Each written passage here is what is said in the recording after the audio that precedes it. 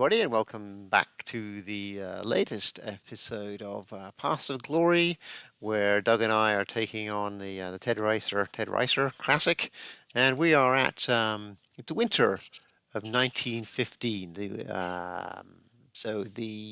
The British has the blockade is in effect have just got one more VP, and that's going to happen every winter. And if you recall, if you've watched the last turn, there was a breakthrough on the Eastern Front, I'd have to say, as you can see the massive Allied I would say control. breakthrough is underplaying the strategic brilliance of your move vis-a-vis the inattention of the Central Powers in the face of me. Mark, you're being more than humble to yourself. So things looking promising on the Eastern Front for the Russians, and then on the Western Front, after after a rather nerve-wracking time there, the Allies are beginning to entrench, and they have survived a violent and bloody attack on Verdun. I think that was last turn, right? Yes, let's talk about the Verdun. Let's talk about the Western Front and Mm-hmm. Verdun just a Mm-hmm. moment. And listeners, this is Doug, by the way, as if longtime listeners recognize that, but we may have some new listeners. Our subscribers continue to grow. We would ask you for help. Tell your friends about it. Like and subscribe. We're trying to get to 100 here in the next month or so, but we're slowly crawling our way there. Um, but yeah, the Western Front, I would say, Mark, it's fair to say the Central Powers got off to a pretty good start and did pretty well, and then started running up against a stiffer defense and I started entrenching. I played the first entrench card, and to try and recapture the initiative, I put together what I thought was a pretty good attack on Verdun, which, as the listeners can see, has a trench and has a fort status. So it's historically it was a defensive bastion, but I had two killer stacks and two combat cards with a +2 DRM Yes, or the yes. attack. And the way trenches work, even though I had many more factors, we were on the same table. So it was kind of a roll off. And I think you rolled a 6 and I rolled a 2, upgraded to a 4. So I couldn't even match you and lost my combat cards. Right, And which was big because if you'd held on to those combat cards, if you keep winning with them, you retain them for the entire turn, and to lose them on the first attack means that they were gone for that yes, out of the and game. that was my strategy. I went for it on, the first action or second action round, hoping to do just that, was to blow you out of Verdun and then roll up and maybe isolate Nancy and Belfort and the rest of it and Right. put you in a real hurt locker because I knew you were pressing me on the Eastern Front. Yeah, But it yeah. just, I, it I, just I didn't go was that way. on the Western Front. I was surprised when you started entrenching, and relieved when you started entrenching because it costs an action point, a very valuable action point, and then there's a risk you don't make it, as you found out in, I don't know, Calais, was it? It took you, or somewhere it took Calais, 3 times to entrench yes, there, yes. and That was so very painful. And we discovered that rule where the -1 entrenching benefit only stays in force if you do it in successive action right, rounds. right, right, That was news to us. And I've right, played this game 5 or 6 times. yeah, yeah. Um, Yeah, I was surprised But because you were on the offensive, and then you started, and then I was on the back foot, and then you started digging in, which took the pressure off. it did. And I struggled with that. But I was feeling the heat on the Eastern Front. Well, And you were, you were. Let's move over to yeah, the Eastern Front because in the yeah. logs there in the episodes, I was saying, well, where is the Russians were doing all they could, as was at the behest of France. That's historically accurate. They were begging the Russians to attack, to take the pressure off, and that actually historically caused the Germans to move an army or two over from the Western Front to the Eastern Right. Front and take the pressure off. But that, never really happened, right? Yeah, what I tried to do is take out Serbia, and I failed Yes. miserably there. I think you were left with like a core in Belgrade, just tenaciously barely hanging on. Hmm. Hmm. And so I was, and that's then the beginning of my doom. Was I tried to move my Austrian Hungary armies to get like a nice stack to not use a lot of ops points on the second attack on Belgrade, and unbeknownst to me, left two holes in my line Hmm. for you to kind of go in. And if you look at the map there between Vienna, Budapest, and Belgrade, and over to the west, it's kind of weird, and you have a couple little choke points that you wouldn't expect, and you just took complete and total advantage of that. I have sensed in me the you go I go that we were using to play this on Dropbox, which I highly recommend. And it makes you think, oh, I'll scratch my wargaming itch for 10 minutes, while I've got all this other stuff going on. You've really got to look, check, and recheck and check again that you're not leaving yourself open before you get enamored of a particular strategy. And that's a failing of mine when I play this way. Hmm. But it's just a time constraint. So Right. yeah, you took advantage of it, and that was the beginning of the end. Well, so you're revealing the plot there, but what we're doing here on this episode is we're going to go through the log files of 1950, 1915 action rounds and see where this Yeah, goes. So do you want me to step through? Because this currently we are yeah, at it's the CP powers are running yes. full. This is my action round. I think the first thing we go ahead and start All clicking right. through is I think my So hand will come up. there we I think go. the first thing I do, yeah, we did the opportunity rolls, Right. and then I draw up. So Turkey. Yeah, which ironically in real time I'd forgotten was active, right? Right. And Right. how Turkey. stupid was that? Turkey joins the war as soon as you go to limited war. So it started off Oh, neutral, okay. but now Turkey is Yeah. there. And then I rolled a six, which is the Russian defensive. No problem there. No problem there. No, they were on the offensive. Right. And then there's Doug drawing up his cards. Yeah. Now a note here, just in my cards, I got Libyan Revolt, which is a great card.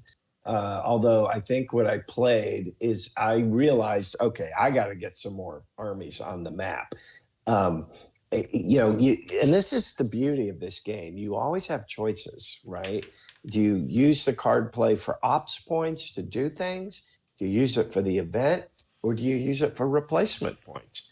And I think just once in all of the action rounds thus far, about 20 of them, or six, anyway, however many it was, I played replacement points once. Right. So I was kind of feeling the heat there. Hmm. And so yeah, I had German reinforcements, didn't have any. I played the Austrian Hungary reinforcements. I knew I needed to get some more armies, and frankly, that's why I kind of did the entrenching. I knew I needed a breather to kind of rebuild my armies, and I was hoping to hang on to where I was in the west because I had a pretty good position and recover in the east, and then maybe 3 or 4 turns from now make another big push. Right. That was kind of what I was trying to do. So So you can see the Seventh Army pop up there, and then two more corps go into the Central Powers Reserve box. And you see, I'm not sure if you're aware of that, Doug, but you got two corps there. You were down oh to yeah, zero corps. yeah, And so when normally when an army is eliminated, it's replaced by a corps. But if you don't have any corps here, then of course because they're all on the map or elsewhere, then or in the eliminated box, then the army is just eliminated. So right. that was your turn here, and then I can quickly. Oh, wait. One clarification for the Mhm. viewers, just because I often screwed this up. You have to have the core in the Central Power Reserve box, not the eliminated replaceable unit box, correct? That's what I was just telling you. You were down to Yeah. Okay. zero. You had none in Right. there until you played that initiative card there. Right. So moving on to the Allied powers, turn 5, action 1. Be this log here. Let's see what I got up to. Oh, did you already bring it up? I tried to. Let me just try that Oh, again. maybe I'll sync Uh, it. I'll synchronize with you. Here we go. So yeah, this is the Allied powers, and we corrected the map there. So Turkey now is the mandatory offensive, and that is over here. There are units in Turkey that could make a mandatory offensive. But they're mostly core, but it's still possible for some fighting to happen. Like they can attack the Russians, for example, Right. or even the British if they wanted to. Yeah, down there in Egypt. Right. So then, what does the British do in this round? Then I'm playing Moltke. Malki, so for 3 action points. So one, we're moving in Kharkov and moving in Zagreb and moving in Stanislaus. So there's a lot of movement happening on the Eastern Front. So we've got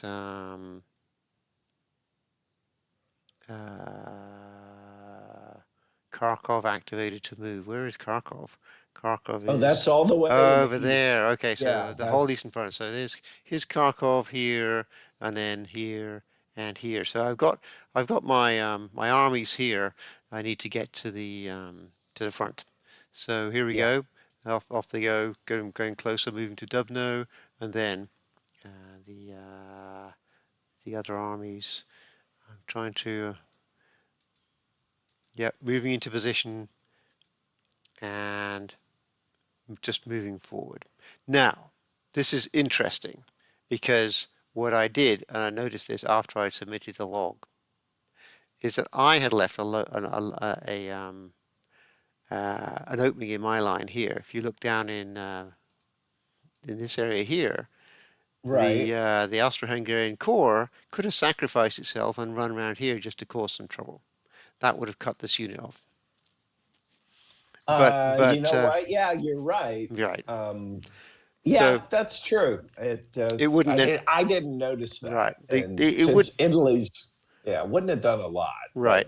but It would have made me react to save the army because the army is only once it's out of supply it cannot move or attack. But if it's left that way until the end of the turn, it would be eliminated. So if you had done that with just one action point here, I would have had to react to save that, which I could easily have done, but I would have had to move, like these guys here, or one turn, and then these guys would then attack the next turn, and that would have given you time to. So who knows? Who knows what could have happened out of that? But well, yeah, no, that's a great point, and I completely missed that. mhm.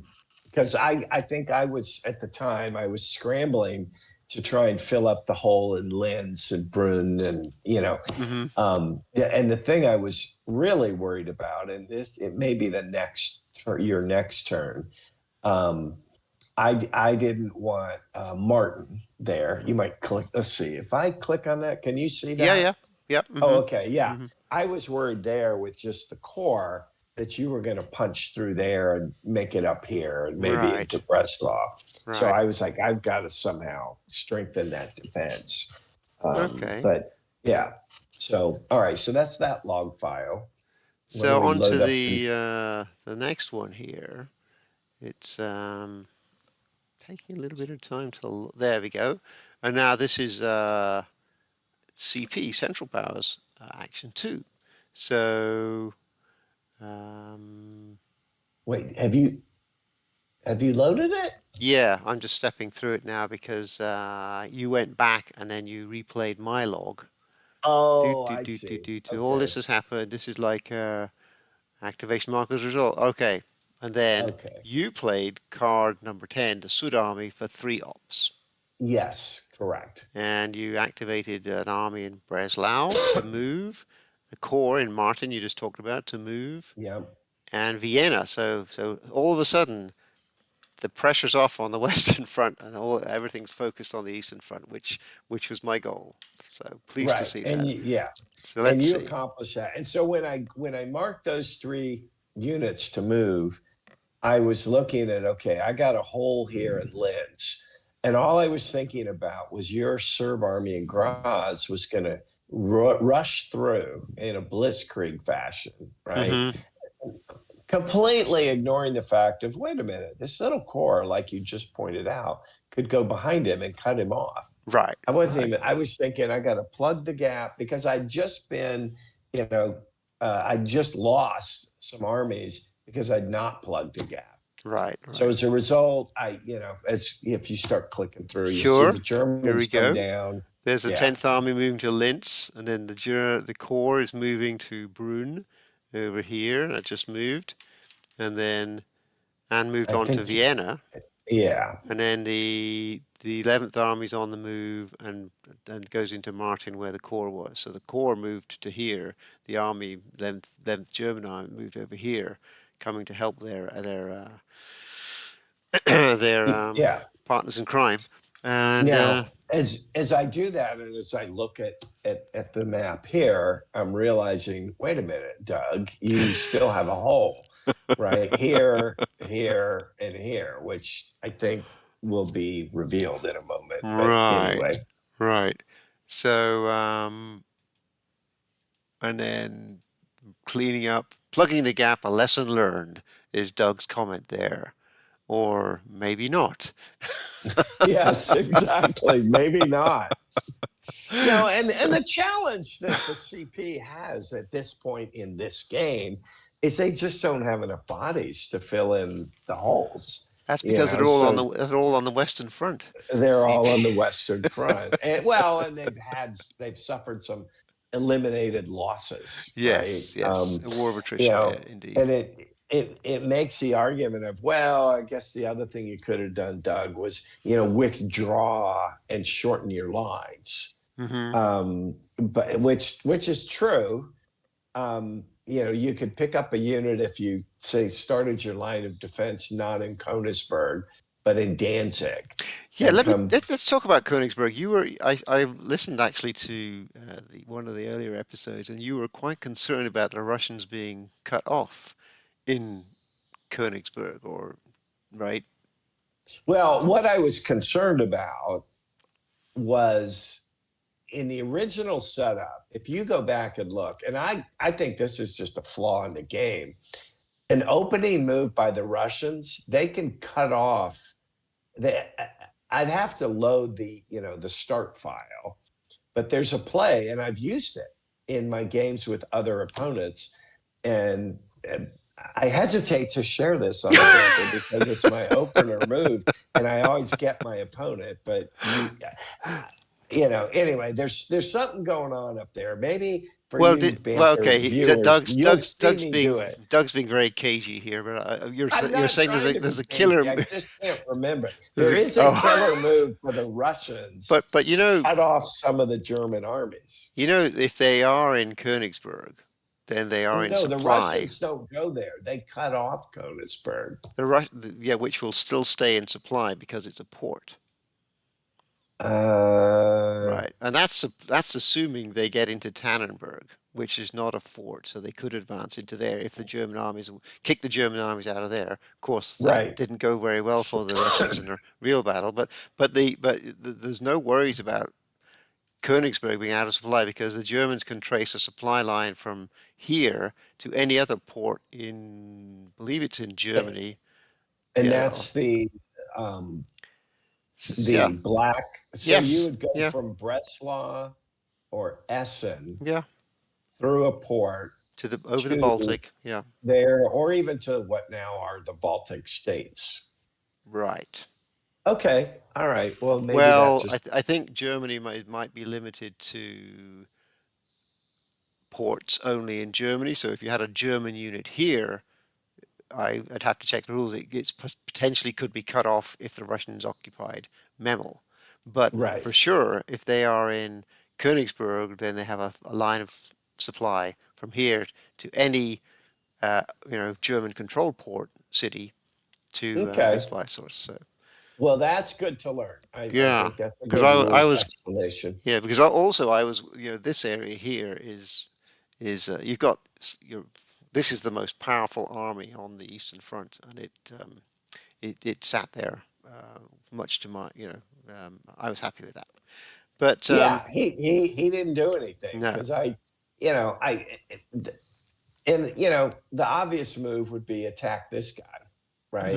Hmm. Hmm. Push him back, but that's a 5-on-4. It's kind of a die roll. I Right. mean, I have one table advantage. Yeah, yes, but But the Russians are more fragile with their two loss factors. So if you both got true. two losses, then the Russians would flip and the Germans would not. So Right. Yeah. So it was, yeah. Well, and in part, I never really was able to use him because I was fooling around on the Western Front up hmm. until these last couple of Right, right. turns. Okay, well, let's go on to the reason why we're really making this episode, I think, because Yeah. this is now the Allied Central Powers Action Round 2. And so I'm playing a 4-ups card. And so I decided to go for broke on the Eastern Front. Because I've got, if you look at my hand, very high powered cards in terms of the action points. It's a 4 and a bunch of 3s and a 2. So I had lots of action points to move around. So I was thinking, okay, I'm gonna start this dance on the Eastern Front where I'm gonna cut off some Austro-Hungarian armies and German armies, and then nothing really matters in terms of eliminating the armies until it's when the music stops at the end of the round, at the end of the turn, Right. when all the cards are Right. played. That's when units are eliminated. So it's a little bit of a risk, but I thought it was probably worth it given the gap that Doug has left for me here. So I'm activating an attack on Vienna down here, and a move from Belgrade, and what's the other one then? Graz is activated for an attack. Okay, right. So And I'll make a note. so The these two reason here. I put the German army in, what is that, Martin? Hmm. It's probably pronounced differently, was in the hopes that you then would not. I figured you'd attack Vienna. I was hoping for a good combat result, but I was hopeful then that you would not be able to advance because you'd be worried about my German army here Hmm. Hmm. attacking into Budapest and cutting you off. But Right, right. Well, let's see what I how it happened forgot here. was it didn't work out that way.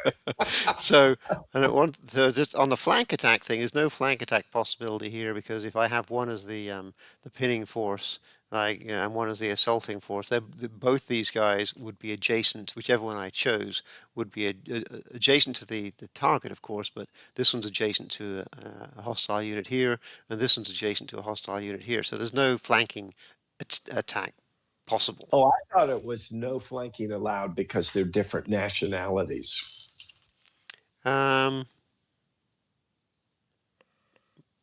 I'm not We sure. can I look that up don't later. think so. But regardless, this would override.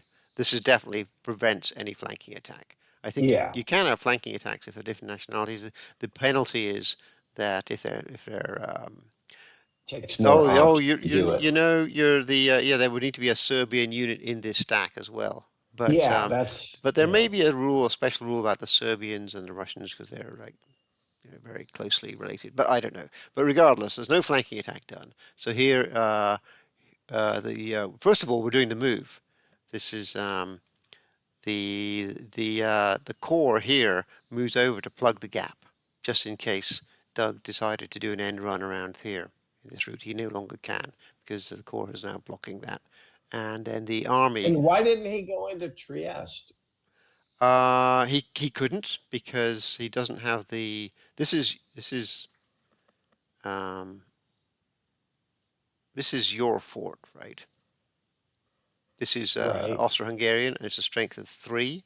So you can't move in there unless you can put it under siege. So I don't have Oh, I see. the strength to go in there. If I did go in there, I'd eliminate the trench, but I'd need 3 CP, 3 uh, I see.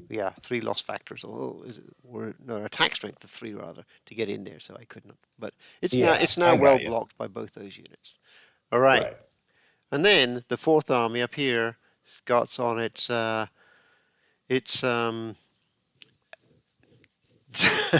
Yeah, daring that daring move that into the into the that's hinterland. what forced the concession right there. I was like, okay. It almost didn't matter what happened Right. in Vienna because I'm like, oh, this unit I just worked and spent, time and energy to bring down to turn the tide Hmm. just blundered into a horrible position. So yeah, these are out of supply. This unit here out of supply, as is this, which means they cannot move, they cannot attack. They need to be rescued before the end of the Yeah. turn. And to my earlier point, this is where I should have pulled back and had my German unit here and Hmm. that Austrian Hungarian core rather than hanging on tenaciously to the fort in Krakow, Hmm. just moved back here. Hmm. Hmm. But even then, I would have still had the hole in Lodz and Breslau. Hmm. So I would have really had to pull back to this line, right? Right, So right. anyway, So then on to the attack into Vienna, just to compound the misery. And no flanking, 7 on the army table. The Russians rolling really well with a 5 and inflicting 5 losses. And then yeah, the Austro-Hungarians fighting back and rolling a 1, so not doing yeah. so well. Yeah, well, So, that kind of went with the last several attacks, right? Yeah, as my son reminds me, it's a poor craftsman who blames his tools, and therefore it's a poor war gamer who blames the dice, right? But any of the viewers would know, yeah, Doug didn't get many good die rolls starting in Verdun. Yeah, but so that oh that well. army's eliminated, and then the core that came on the map as a result is it itself takes one more hit, and then the two losses on the Allied powers. Oh, and in addition, must retreat 2 spaces. So there, off it goes. And then I guess one of my armies here took the losses. I'm not quite sure which one. I'm sure I did it. Russian Eighth Army, or in Budapest, was eliminated. Right. So Yeah, I yeah, eliminated this guy, which then gave me a free unflipped core, so that he could have advanced. But the Ninth Army moves in, and as does the core. So a flipped unit cannot advance, but the core can. So, and there's no danger of the German army doing anything because they're they cut so, off, right. So this tightened the grip on them, and so and plus then Vienna falls, and there's an extra VP marker. And I think we're back to 10, which is where we started. So it's we're right? right back to effectively 0. And so at this point, though, well, Doug, so this is a bold move in a sense that you could these are very mobile. These are one of the fastest units on the map. This one here could certainly have gone to here, Well, yeah, and cut this guy yeah. off in conjunction with this guy moving here. It would have cut off the Fourth Army, and also it would have restored these guys to being back in supply.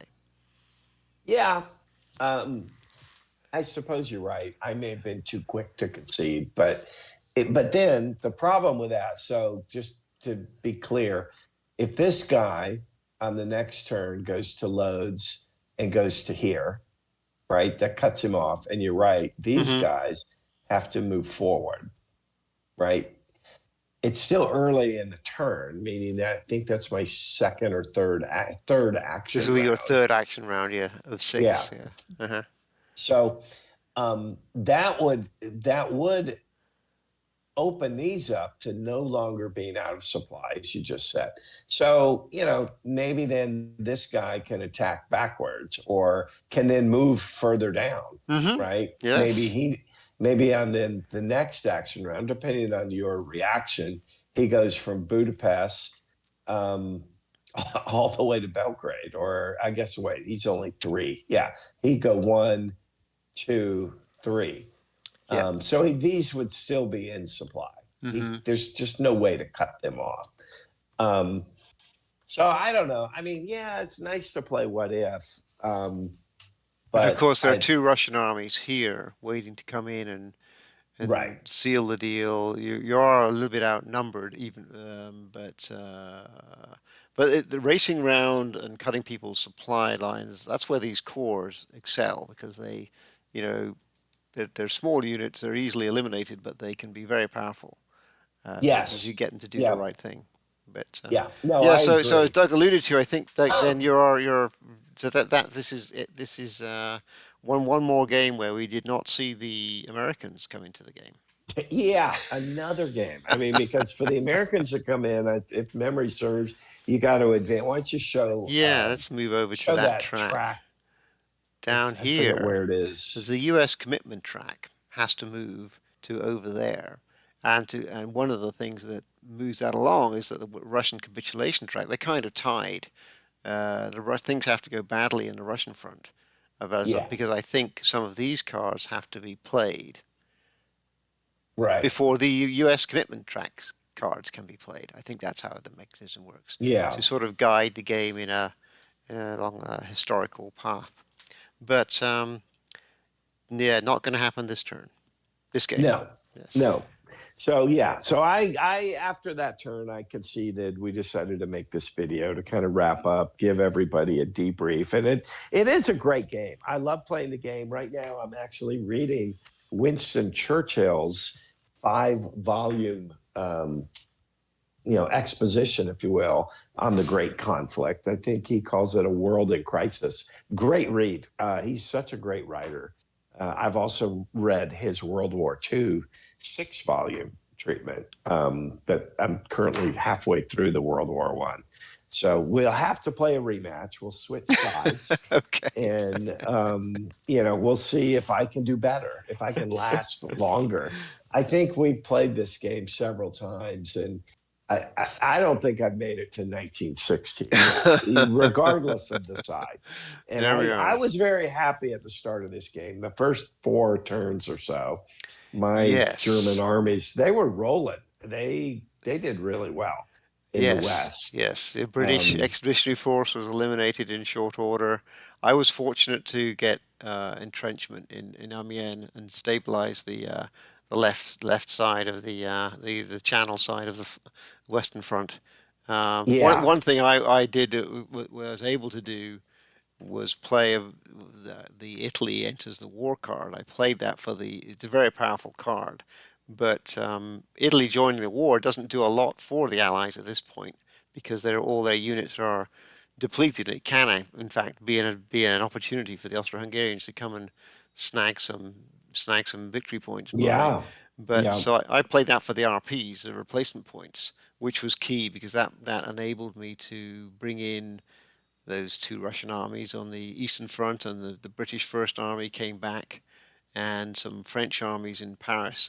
So after that, uh, RP placement and the entrenchment here, I was feeling pretty secure because the Germans to attack here, it's tricky because they need to move into Chateau Thierry, and if they do that, then there'll be a huge flank attack at the so Right, a that's big counterattack, and so I was no one's careful going to to move in avoid there, that. right? Yeah, yeah, no, you're right. I mean, and I even considered at one point, going down here to Belfort Yes, to try yeah. and punch through that.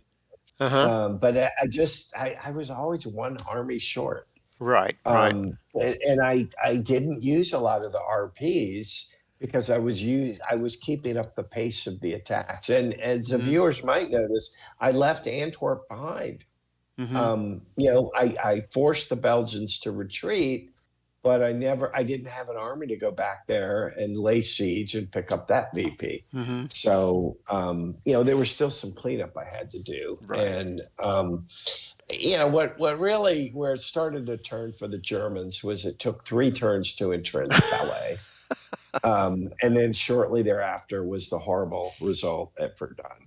Um, it just, the two of those, everything else was either pretty even, Steven, or frankly, the Germans got a little better combat results. But that's when the tide started to turn. And the Germans have, and historically, they had such a thin margin. Everything had to go right. Mm-hmm. Thankfully in real life, it didn't go right Mm-hmm. and they were knocked back. But yeah, good game. A lot of fun. Yeah, a lot of fun. And that's the Lot main of thing. decisions to make. Yeah. It's always fun. Um, More fun winning, but still. Yeah, it's a little more enjoyable. I enjoy our games. I'm always getting better and learning, and it's fun to recreate and try to change history. So I Yes. guess with that, we'll bid the viewers adieu and encourage them to pass this on to their friends who may have played the same game, like, subscribe, all that stuff, and look for the next episode in the Paths of Glory series where we switch sides. All right. Sounds good. Thanks. Thanks All right. everybody for watching, and see you in the next one. Have a great day.